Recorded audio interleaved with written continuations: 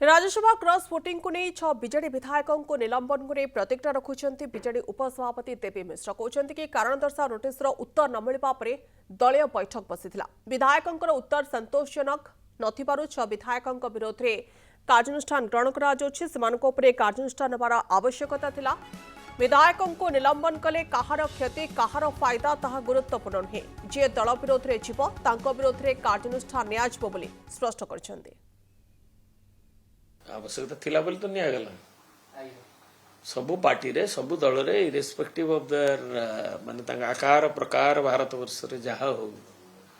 जो माने दलर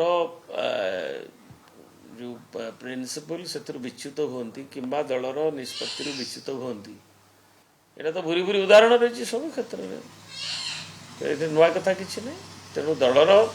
विजु जनता दलर जो माने जो कोर प्रिंसिपल अच्छी एवं जो कलेक्टिव डिसीजन अच्छी सेथुरु विच्युत होती एवं जो कथा आमर दि जाइथिला से माने को एठी राजधानी रहिबा पई 13 14 15 एवं जोटा आमर चीफ व्हिप जारी करथिल व्हिप रहिबा पई जोटा आमर माननीय सभापति श्री नवीन पट्टनायक तांकर जो तांकर संगे इंटरेक्शन की कौन रखिथिले निष्पत्ति तो आ कौन निष्पत्ति नबा पई तो ई संपर्क रे आलोचना होतला तेनु जो दलर जो कॉमन निष्पत्ति जोटा को ताकू उल्लंघन कले एवं आमर राज्यसभा रे एजेंट जी थिले प्रताप देव देखैले जे ई माने देई नाहंती जो कुआ जाइथिला जहां को दबा पई एक नंबर रे काकू दियाबा पई कुआई थिला से धारारू ताकू उल्लंघन करी तांका मन मुताबिक दैछंती जाको विवेकानुमोदित बोली पर कहउछन मु टीवी रे देखिली तेणु से दलर श्रृंखलार खोलाखोली उल्लंघन तेणु से जो पदक्षेप जे एवं टीवी रे भी बाहरला पर भी एक तो सत्य को घोड़ेवा कहते दुई रे जो तक नोटिस भी होता कारण दर्शा नोटिस रमणा मल्लिक करथिले ताकू भी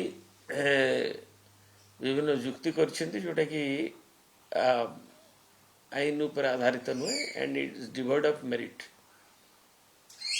से Kuldip Nayar versus Union of India 2006 case अनोड़ा सब देइछन्ती एवं जहाँ प्रमिला मल्लिक दाखल करथिले श्रृंखला कमिटी मीटिंग रे एवं ताकू तदबीर करागला एवं प्रेसिडेंट रेफर करथिले श्रृंखला कमिटी के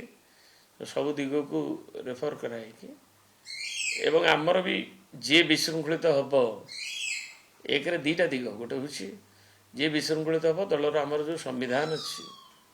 ता भितर भी आमर रूल्स जो फ्रेम होइछि सेथरे अच्छी जे दलर जे विभिन्न ग्राउंड रे जो माने विशृंखलित हेबे से दल एक्सपाल्सन की सस्पेंशन नहीं पारिबो।